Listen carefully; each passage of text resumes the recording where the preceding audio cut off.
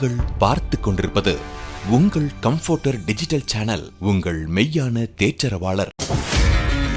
Subscribe to Jesus Redeems YouTube channel and click the notification bell.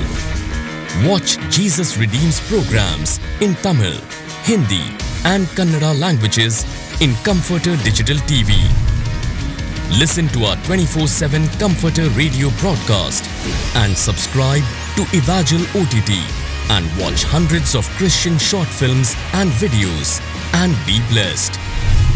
Download Comforter TV and radio app today. Make use of Jesus Redeems programs available on various social media platforms. Spread the revival fire. குடும்ப ஆசீர்வாத ஜெப பங்காளர் திட்டம். குடும்ப ஜெபம் இல்லாத வீடு கூரை இல்லாத வீடு என்று சொல்வார்கள்.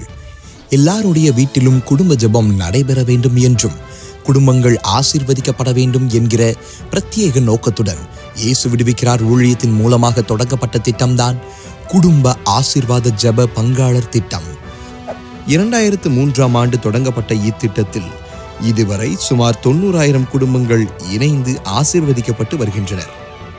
இத்திட்டத்தில் இணைந்துள்ள அனைவரின் குடும்பங்களின் பாதுகாப்பிற்காகவும் ஆசீர்வாதத்திற்காகவும் சகோதரர் மோகன் சிலாசரஸ் அவர்களும் இயேசு விடுவிக்கிறார் ஊழியர்களும் அனுதினமும் சிறப்பு பிரார்த்தனை ஏறெடுத்து வருகிறார்கள். நீங்களும் குடும்ப ஆசீர்வாத ஜெப பங்காளர் திட்டத்தில் இணைந்து குடும்பமாக ஜெபிக்க விரும்பினால் எங்களோடு தொடர்பு கொள்ளுங்கள். 9842735305 மற்றும் 046339353333. எங்களது இமெயில் முகவரி partners@jesusredeems.org.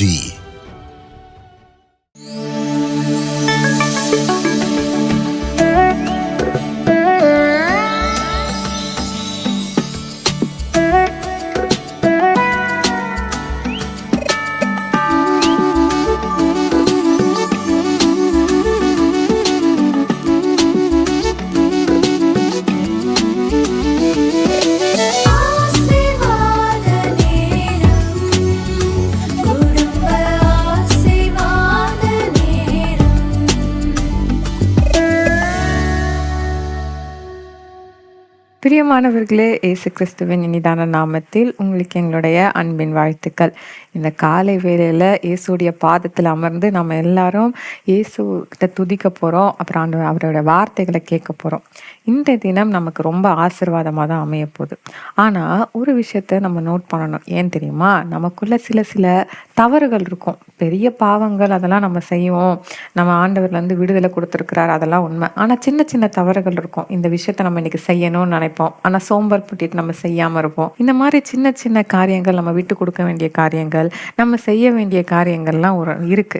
நமக்கே தெரியும் நம்ம எங்க நிறைய நேரத்துல டைம் வேஸ்ட் பண்ணிட்டு இருக்கோம், எங்க நம்ம செய்ய வேண்டிய விஷயத்த செய்யாம இருக்கிறோம் அப்படின்னு சொல்லி நமக்கு நிறைய காரியத்தை தெரியும்.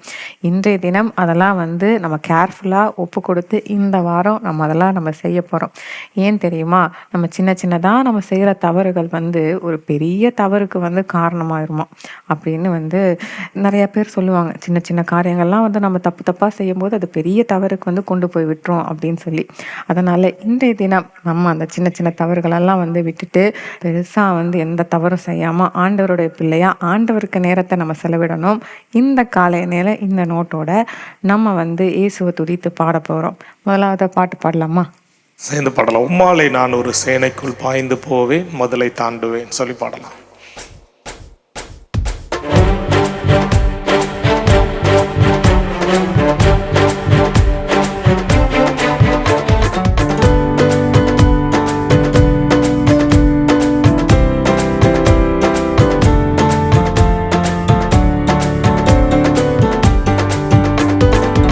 உம்மாலே நான் ஒரு சேனைக்குள் பாய்வேன், உம்மாலே நான் ஒரு சேனைக்குள் பாய்வேன், மதிலை தாண்டிடுவேன், மதிலை தாண்டிடுவேன்,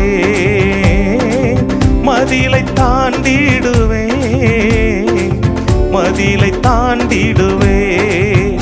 ஐயா ஸ்தோத்திரம், ஏசையா ஸ்தோத்திரம், ஐயா ஸ்தோத்திரம், இசையா ஸ்தோத்திரம். எனது விளக்கு எரிய செய்தி, எனது விளக்கு எரிய செய்தி, இருளை ஒளியாக்கினி, இருளை ஒளியாக்கினி, இருளை ஒளியாக்கினி, இருளை ஒளியாக்கினி. ஐயா ஸ்தோத்திரம், இசையா ஸ்தோத்திரம், ஐயா ஸ்தோத்திரம், இசையா ஸ்தோத்திரம். நீரே என் கண்மாலை, நீரே என் கோட்டை, நீரே என் கண்மாலை, நீரே என் கோட்டை, எனது அடைக்கலமே, எனது அடைக்கலமே, எனது அடைக்கலமே, எனது அடைக்கலமே.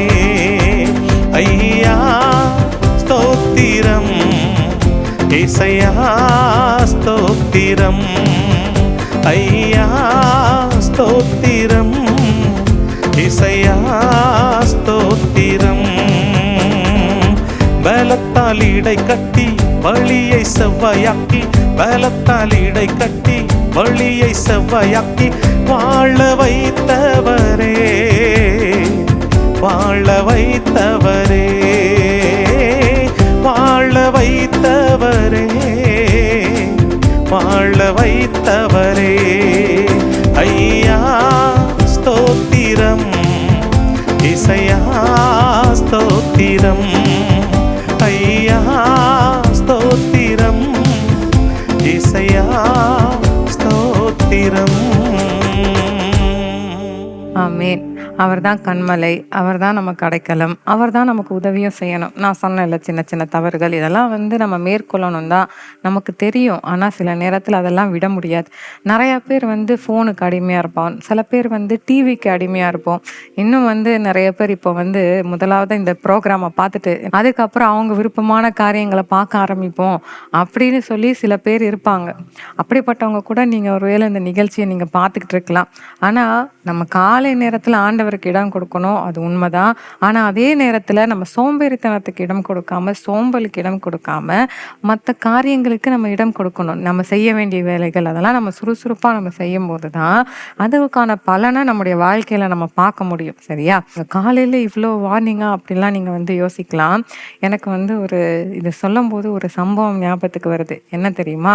ஒரு தடவை ஒரு ஒரு வாலிப பையன் வண்டி ஓட்ட கற்றுக்கிட்டான். ஃபஸ்ட்டு வண்டி ஓட்ட கற்றுக்கிட்ட போது எல்லா நேரமும் அவங்க அப்பா சொல்லி அனுப்புவாங்களா வெளியே போகும்போது, பார்த்து வண்டி ஓட்டுறா, பார்த்து வண்டி ஓட்டுதான். அவனுக்கு ஃபஸ்ட்டு வண்டி ஓட்ட ஆரம்பிக்கிறான்ல, எனக்கு கோவம். நம்ம மேலே அப்பாவுக்கு நம்பிக்கையே இல்லை போல.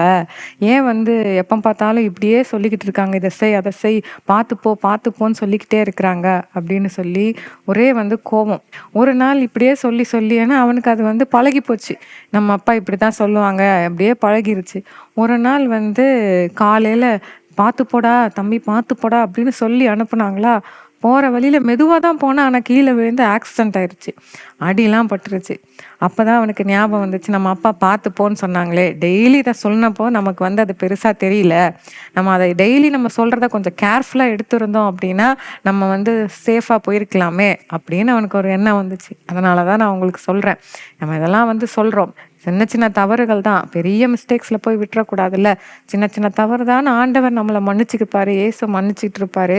ஆனால் அது ஒரு பெரிய காரியத்துக்கு போய் நின்றுச்சு அப்படின்னா ஆண்டவருக்கு ஒரு பிரியமில்லாத காரியம் இல்லை. ஆண்டவரை கோபப்படுத்த வேண்டாம். அதனால தான் நான் உங்களுக்கு சொல்கிறேன், சின்ன சின்ன தவறுகள் செஞ்சு ஆண்டவர் மன்னிச்சிருவாரு. ஏசப்பா மன்னிக்கிறவர் தானே, மன்னிக்கிற தெய்வம் தானே அப்படின்னு சொல்லி நம்ம எல்லாத்தையுமே லத்தாச்சிக்காக ஈஸியாக எடுக்கக்கூடாதுல்ல. இருந்தாலும் இது எல்லாத்தையும் செய்யறதற்கும் ஆண்டவர் தான் பலன் தரணும். அதனால நீங்க தான் என் பலன், நீங்க தான் என் கோட்டை. இயேசுவை துதிச்சு நம்ம பாடலாமா?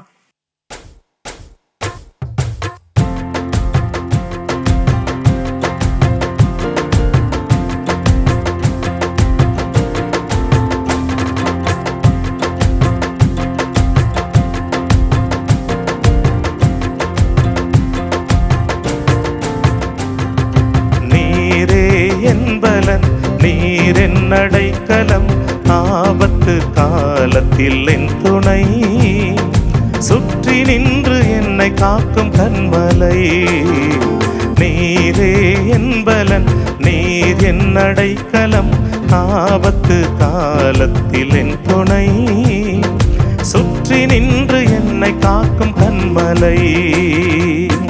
யாக்கோபின் தேவன் என் அடைக்கலம், யெகோவா தேவனே என் பலன். யாக்கோபின் தேவன் என் அடைக்கலம், யெகோவா தேவனே என் பலன். கலக்கமில்லை பயங்கள் இல்லை வாழ்விலே, நான் இருப்பதோ கர்த்தரின் கரத்திலே. கலக்கமில்லை பயங்கள் இல்லை வாழ்விலே, நான் இருப்பதோ கர்த்தரின் கரத்திலே. நீரே என் பலன், நீர் என் அடைக்கலம், ஆபத்து காலத்தில் என் துணை, சுற்றி நின்று என்னை காக்கும் கண்மலை. காலை தோறும் புதிய கிருபை தருகின்றீ, காலமெல்லாம் கருத்தாய் என்னை காக்கின்றீ. காலை தோறும் புதிய கிருபை தருகின்றீ, காலமெல்லாம் கருத்தாய் என்னை காக்கின்றீ.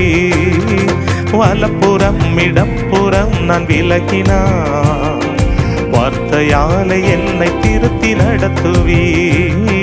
வலப்புறம் இடப்புறம் நான் விலகினான், வார்த்தையாலே என்னை திருத்தி நடத்துவீ. நீரே என் பலன், நீர் என் அடைக்கலம், ஆபத்து காலத்தில் என் துணை, சுற்றி நின்று என்னை காக்கும் கண்மலை. நீரே என் பலன், நீர் என் அடைக்கலம், ஆபத்து காலத்தில் என் துணை, சுற்றி நின்று என்னை காக்கும் கண்மலை.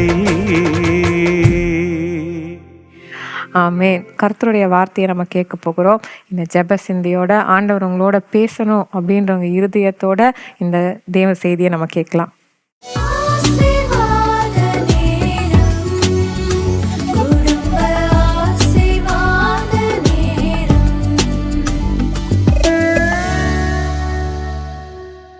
பிரியமானவர்களே, இயேசு கிறிஸ்துவின் நாமத்தில் அன்பின் வாழ்த்துக்கள்.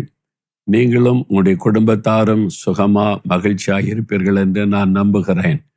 நீங்க ஆசீர்வாதமா இருக்கணும், உங்களுடைய குடும்பமே ஆசீர்வாதமா இருக்கணும்னு சொல்லிதான் குடும்ப ஆசீர்வாத ஜெப திட்டத்தையே கர்த்தர் ஏற்படுத்தி அதற்கான ஒரு விசேஷித்த நிகழ்ச்சியை ஆண்டவர் உங்களுக்கு கொடுத்து கொண்டே இருக்கிறார். இப்ப நீங்க பாருங்க, உங்க வீட்டுல எல்லாரும் வந்திருக்கிறாங்களா ஜெபத்துக்கு? நீ பாருங்க, கட்டாயம் ஒரு கூட்டமா உங்க குடும்பமா கூடி வரணும்.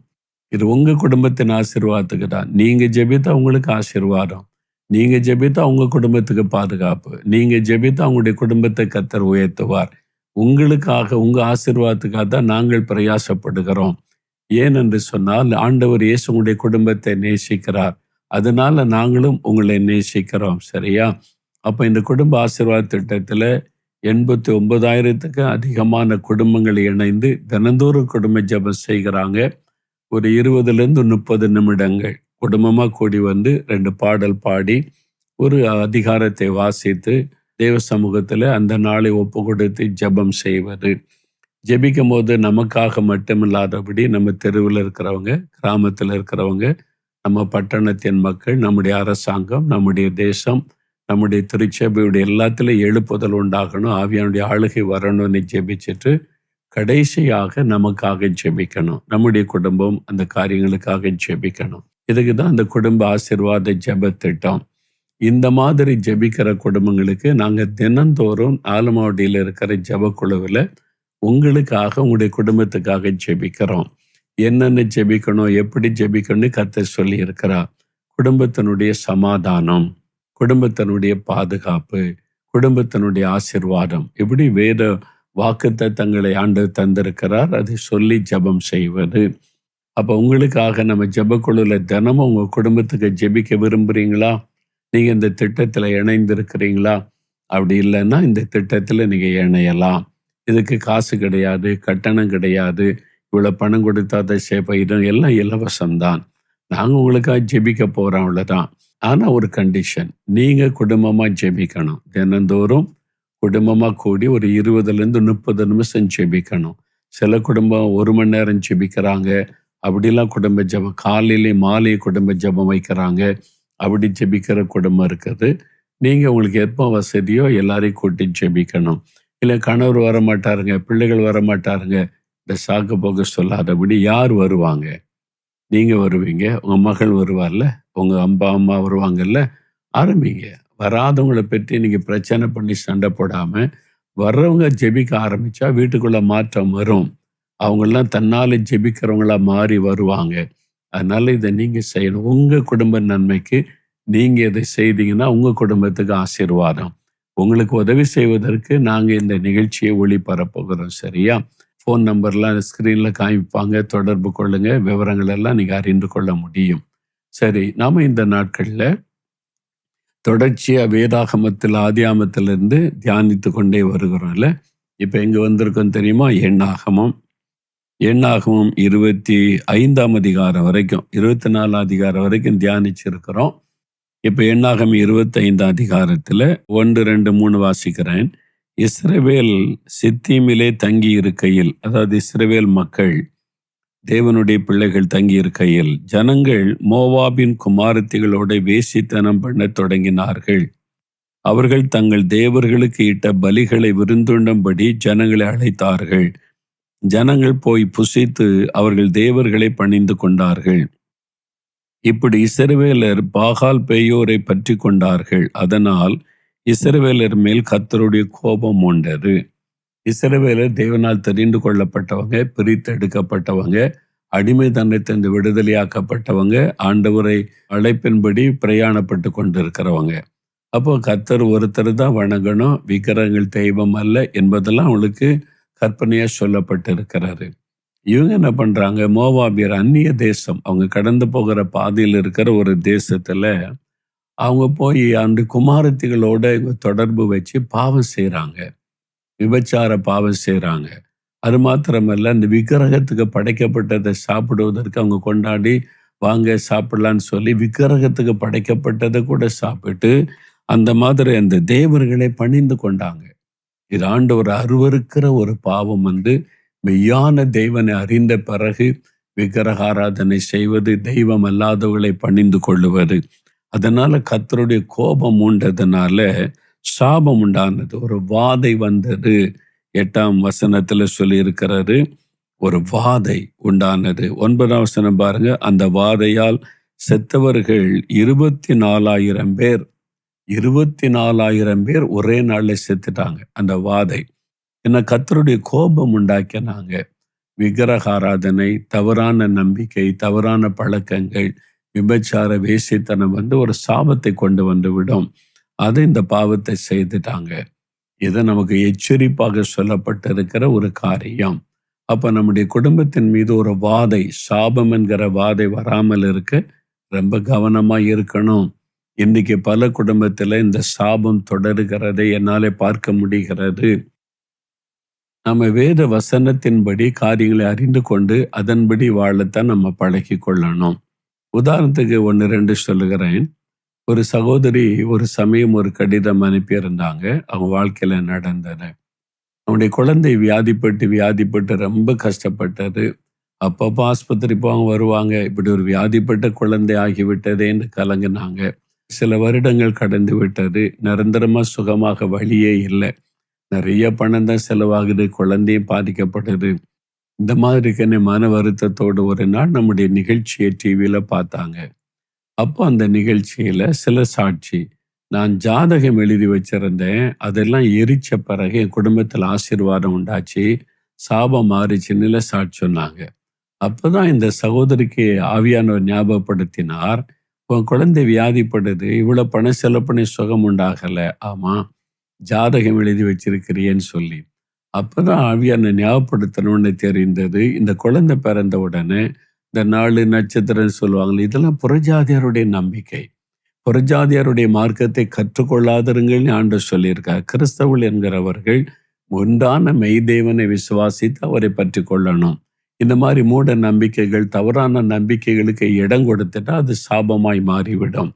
அந்த குழந்தைக்காக பேரு, எந்த பிறந்த டைம் எல்லாம் போட்டு, இந்த நட்சத்திரம், நாலு நட்சத்திரம்லாம் போட்டு, கட்டம் போட்டு ஜாதகம் எழுதி வச்சிருந்தாங்க. அதை ஆண்டவர் ஞாபகப்படுத்தினார். அது இருக்கும்போது சாபம் தான் வீடுகளில் இருக்கும். அப்ப அதை அப்புறப்படுத்துன்னு சொல்லி அதை கொண்டு போய் நெருப்புல எரிச்சாங்க. குழந்தை பூரணமா குணமாயிட்டு அதன் பிறகு ஆஸ்பத்திரிக்கே போகவில்லை.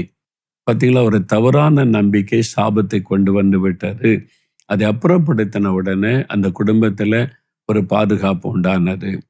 இன்னொரு முறை ஒரு சகோதரி சொன்னாங்க, அவங்க குழந்தை வியாதிப்படுறது, கஷ்டப்படுறது, சில குழந்தைய ஜெபிக்க கூட்டிட்டு வருவாங்கல்ல, கொண்டு வருவாங்க தாய்மார்கள். அப்போ கிறிஸ்தவர் அல்லாதவங்களும் கொண்டு வருவாங்க.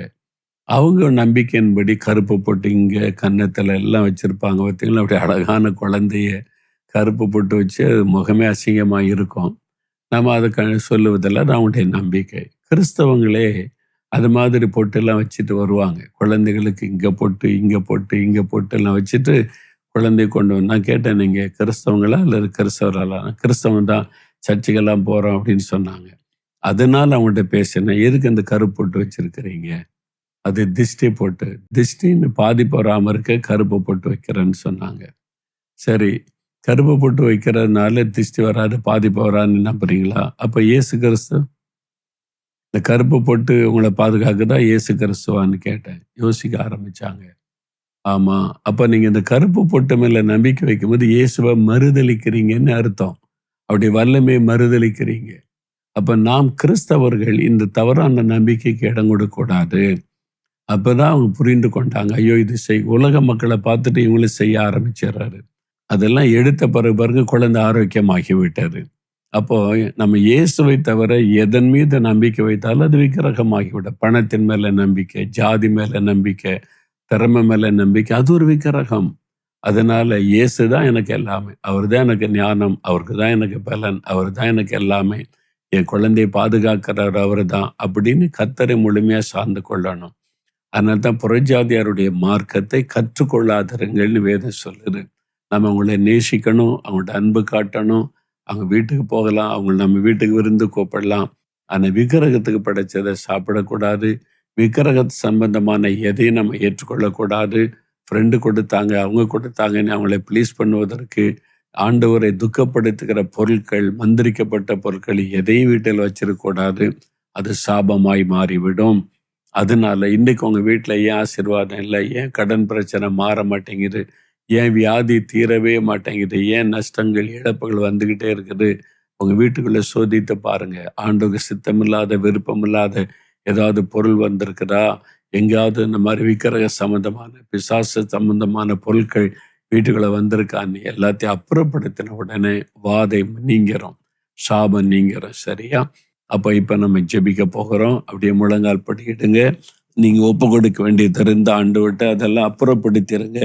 இந்த மாதிரி கயிறு கட்டுறது, இது ஜெபம் பண்ண மோதிரம், ஜெபம் பண்ண கயிறுன்றது, மந்திரிக்கப்பட்ட பொருட்கள், இதெல்லாம் வீட்டுக்குள்ள வச்சிருந்தீங்கன்னா உங்க ஜெபம் பலிக்காது, ஜெபத்துக்கான ஆசீர்வாதமும் வராது.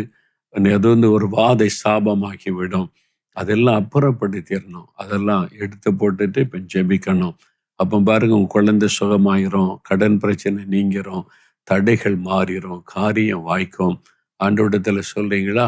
அப்படி இதயத்துல கை வைத்து ஒரு நிமிஷம் சொல்லுங்க, ஆண்டவரே மன்னியும், எங்க வீட்டுக்குள்ள இப்படி தவறான நம்பிக்கை கொண்டு வருகிற பொருட்கள், அந்த மாதிரி காரியங்கள் இருந்தா அதை தயவாக மன்னியும், அதெல்லாம் நாங்க அப்புறப்படுத்துகிறோம்னு சொல்லி ஜெபிங்க. இன்றைக்கு அப்புறப்படுத்தி எரிச்சு போட்டுருங்க. பயப்படாதங்க, அந்த இதெல்லாம் கழட்டி போட்டுருங்க, அதெல்லாம் உள்ள வைக்காதங்க, சாபமாக்கி விடும். இயேசுவை ஒப்பு கொடுக்கிறேன், அதெல்லாம் அப்புறப்படுத்துகிறேன், என்னை அர்ப்பணிக்கிறேன். தகப்பனே, யார் யார் ஒப்பு கொடுத்து ஜெபிக்கிறேன் அந்த குடும்பத்திலெல்லாம் அந்த சாப கட்டுகள் மாறட்டும், ஆசீர்வாத தடைகள் விலகட்டும். இன்றைக்கோடு அந்த சத்துருடைய கிரியைகள் அழிக்கப்படட்டும், பூரண விடுதலை உண்டாகட்டும். இப்ப ஜெபம் பண்ணுங்க. ஆண்டவரே, எங்க குடும்பத்துல, எங்க தெருவில் இருக்கிறவங்க, கிராமத்தில் இருக்கிறவங்க, எங்க பட்டணம் அப்பார்ட்மெண்ட்ல இருக்கிற எல்லாரும் இந்த சத்தியத்தின்படி நடக்கணும், மூட பழக்கத்திலிருந்து விடுவிக்கப்படணும், தவறான நம்பிக்கையிலிருந்து விடுவிக்கப்படணும், மெய்யான ஆண்டவரை அறிந்து கொள்ளணும். அதற்காக ஜெபிக்கிறேன்.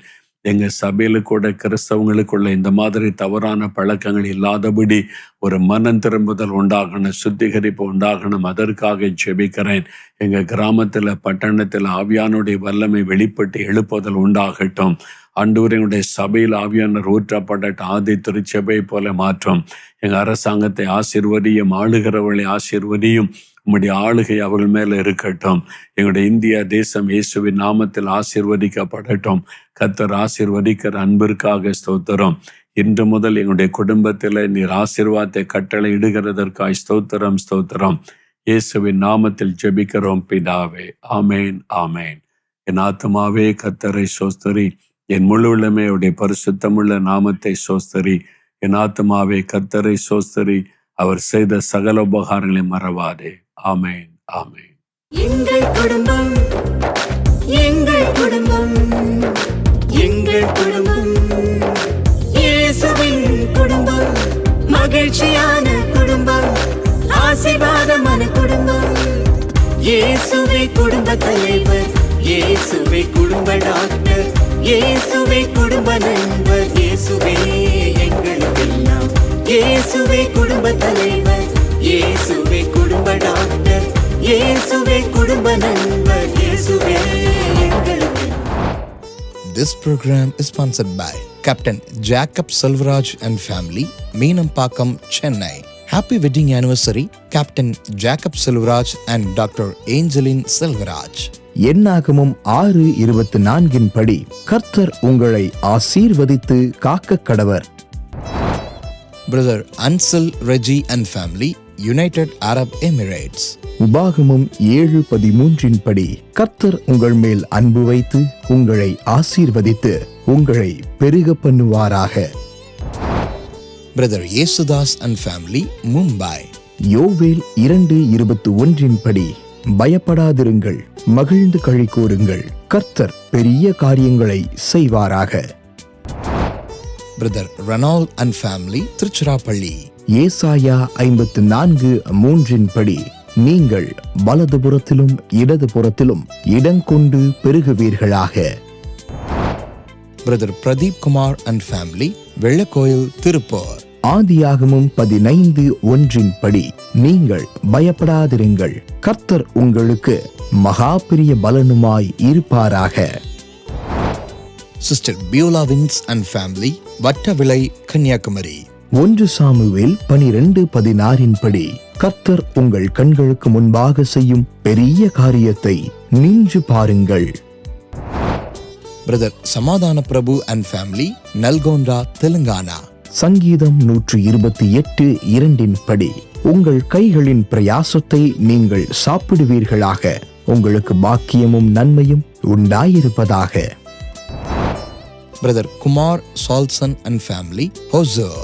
மேகா 4:10 படி கர்த்தர் உங்களை உங்கள் சத்துருக்களின் கைக்கு நீங்களாக்கி மீட்பாராக. Brother Ashwin and family, Krishnagiri. யாத்ராகமும் 34:10 படி பூமி எங்கும் எந்த ஜாதிகளிடத்திலும் செய்யப்படாத அதிசயங்களை கர்த்தர் உங்களுக்கு செய்வாராக. Brother Charles and family, ஹோசர். யோபு 5:9 படி ஆராய்ந்து முடியாத பெரிய காரியங்களையும் எண்ணி முடியாத அதிசயங்களையும் கர்த்தர் உங்களுக்கு செய்வாராக. அன்பானவர்களே, நீங்களும் தொலைக்காட்சி ஊழிய பங்காளராகிட தொடர்பு கொள்ள வேண்டிய தொலைபேசி எண் 9942246611. இமெயில் முகவரி partners@jesusredeems.org. God bless you.